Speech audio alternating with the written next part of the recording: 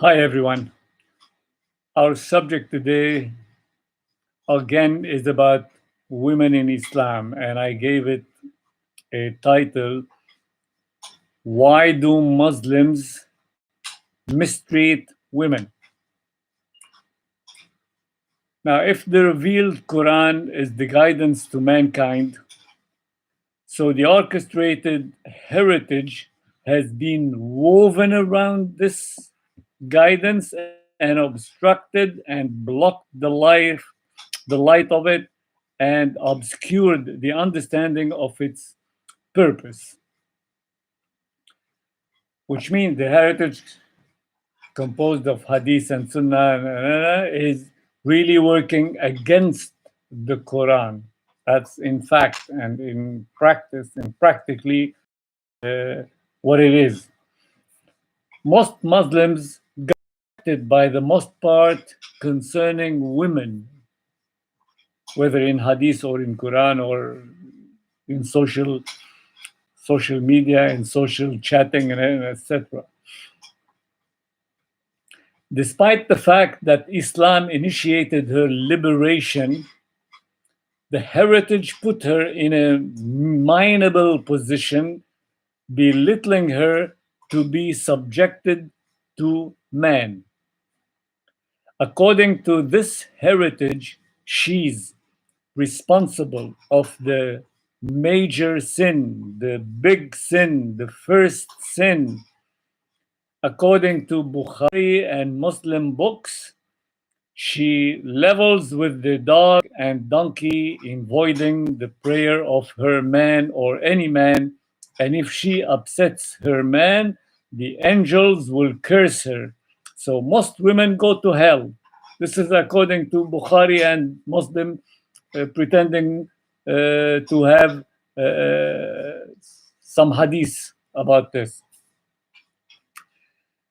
Now, hadith of the like of this are innumerable, many.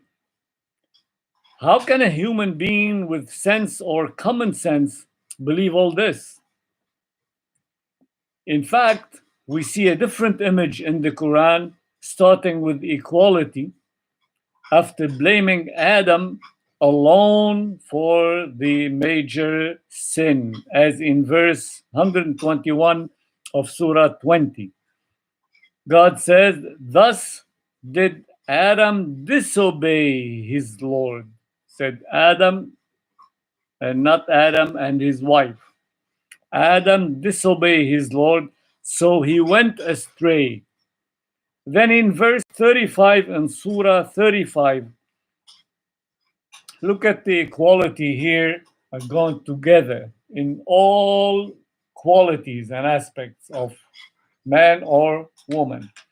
It says, verily, the Muslim man and women, and the believing man and women, and the devout man and women, and the veracity man and women, and the humility man and women, and the almsgiving man and women, and the fasting man and women,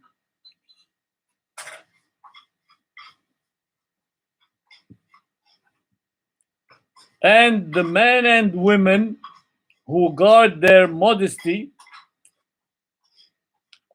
You see, all those sightings, men and women, men and women, men and women, men and women, doesn't say less or more, equally.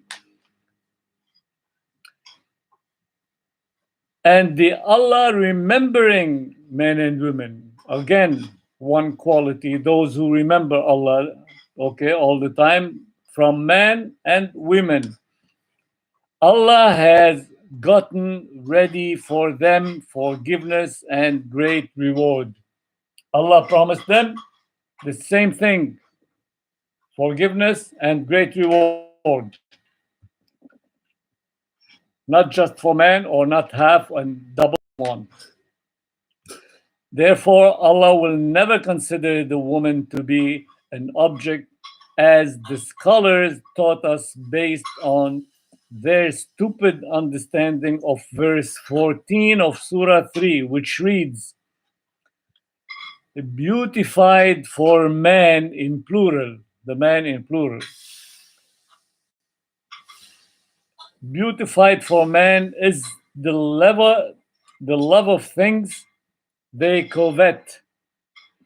Women, the love of things which are, citing those things, women, children, much of gold and silver, branded beautiful horses, cattle, and well-tilled land. This is the pleasures of life. So these are the objects, pleasures of life, the way they interpreted this verse and taught us that women are objects of this life for men. It's like a pleasure of life. While this verse should read, instead of for man, beautified for people. The word in Arabic, zuyina linnas. Nas means man and woman, whoever. Okay? Is the love of things they covet. The love of things they covet, which means the things they newly acquired, whether they bought or they inherited or something like this. And these things could be literally whatever they newly acquired or bought or inherited, as I said, from furniture, from building, from real estates and whatever, things like possessions, like assets.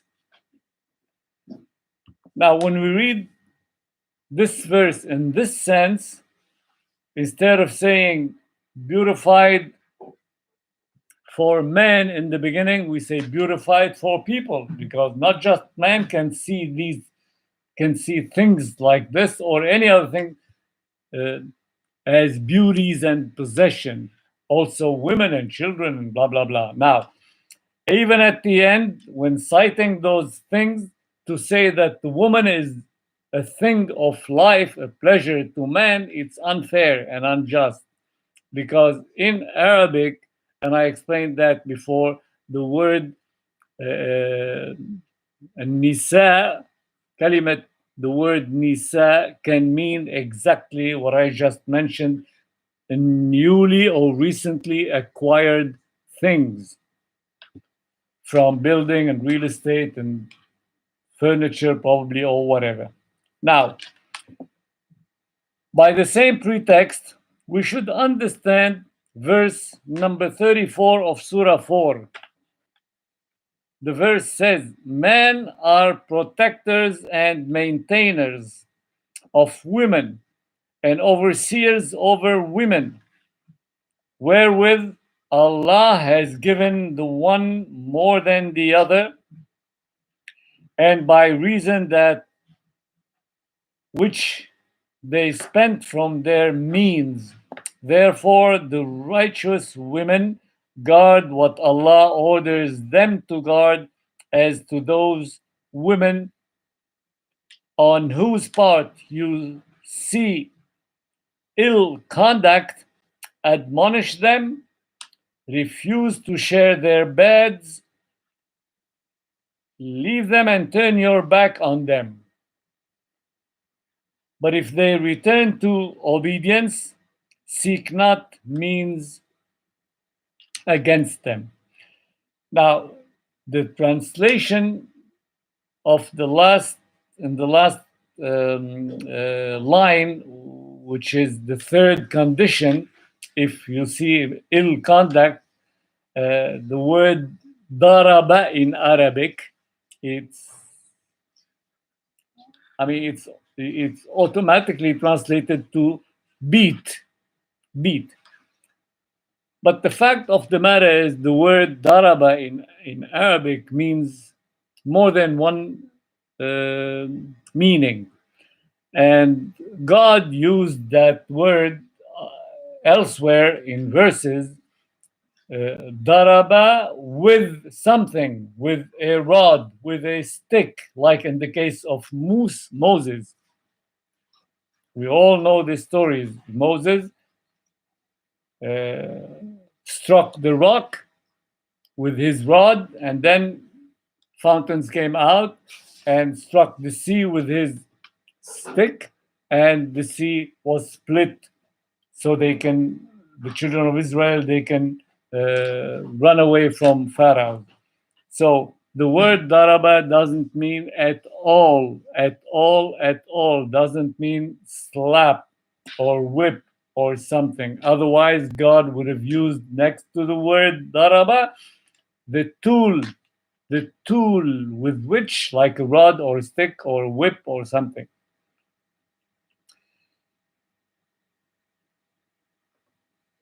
So in the case of the caretakers in this verse as well, the word that's used is a plural noun that can mean both men and women. And we can give again an example of Khadija,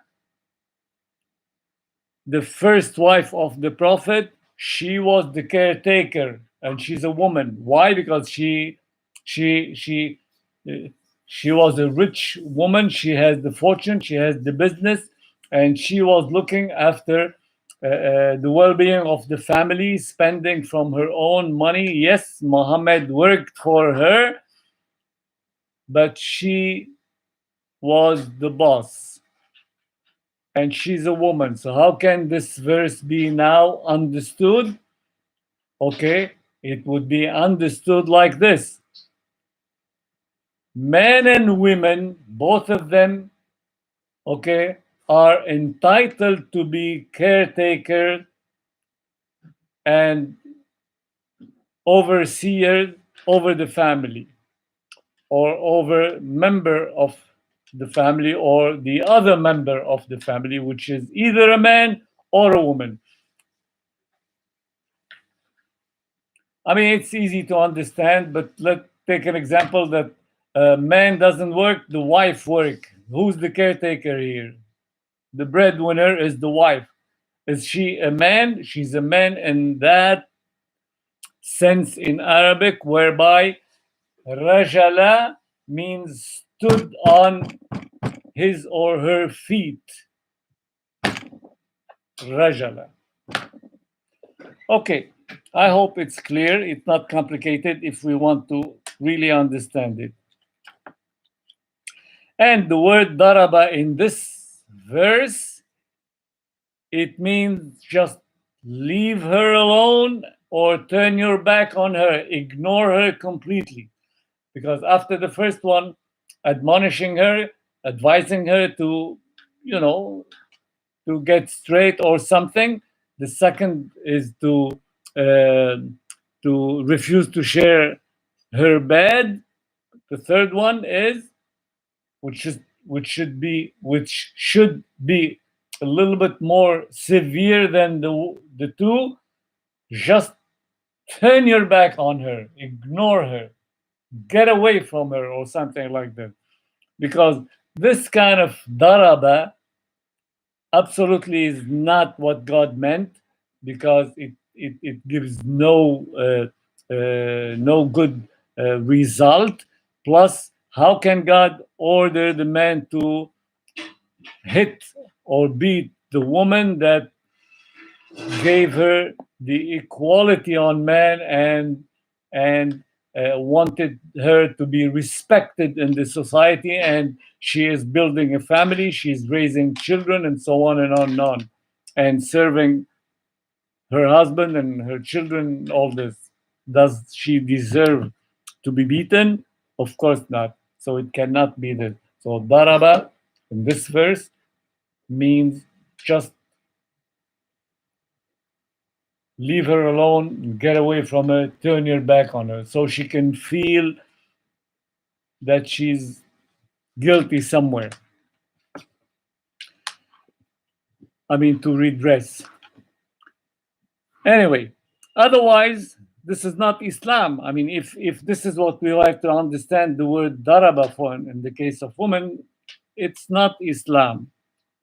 As well, the concept of polygamy, by which scholars subjected and submitted the body of the woman to the desire of men, which is meaningless and very unfair and unjust to say it is from God.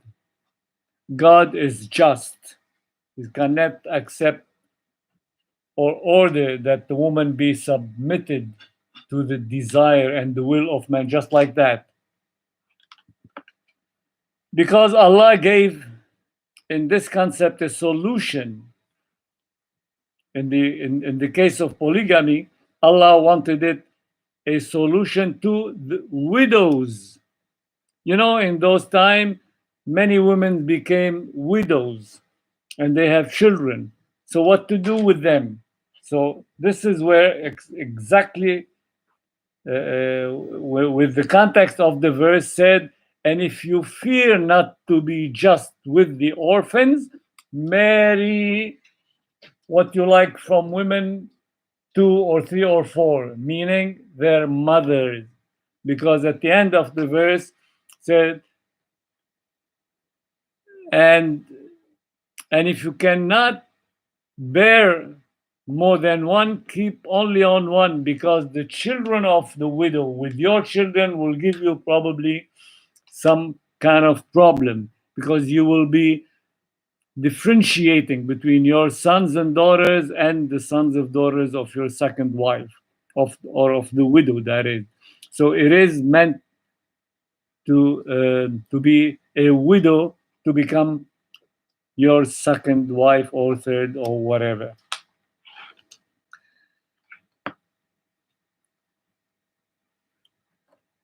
Now, during centuries, women took hard and bear the trouble of all this by being wise and patient, facing the rudeness of jurisprudence and Muslim scholars, and won battle after battle, no matter how cruel they are.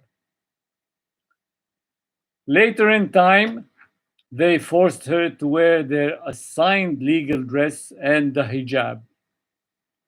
Scholars assigned for her, voila, you have to wear this and you have to wear that, and so on, to cover up completely as if she is defected or a sex symbol. And if the object, because it's against her will, and if she objects, if she objects because it's against her will and not necessarily the religion, they became impolite and call her bad names, saying something like decreased in religion, and when in menstruation she's excused from fasting and praying, and this is why the witness of woman is half the witness of man, and they pretend that this is a hadith, and I'm absolutely sure it is not a hadith at all. One exception to this, if the woman can be tolerated for few things if she holds a degree or have a good job, in brief, money-making woman, then she can be tolerated. Then again, the man wouldn't give up his position being the boss. Still, the man would say, oh, but I'm the boss. In some places, women are circumcised ritually and religiously. They claim this is they claim that this is religiously to circumcise women. This is really a crime, and it has numerous bad consequences, reaching death many times, and God would never allow it. All this must change, and it is changing. Legislation everywhere to reduce the pressure on women. Some countries refuse to change, so we have a question to them. Some countries are legislating something like reducing this pressure, others not. For those who refuse, the countries who refuse, we have a question for them. If the women to be disciplined by man for any reason, be it a big or small mistake, who then disciplines the man when he makes mistakes?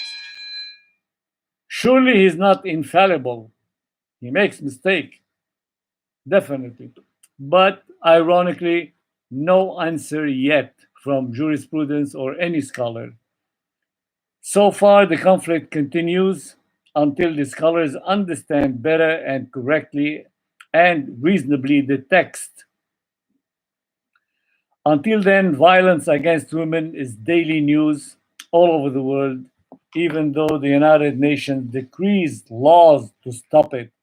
Hopefully, will show results in this decade. Thank you.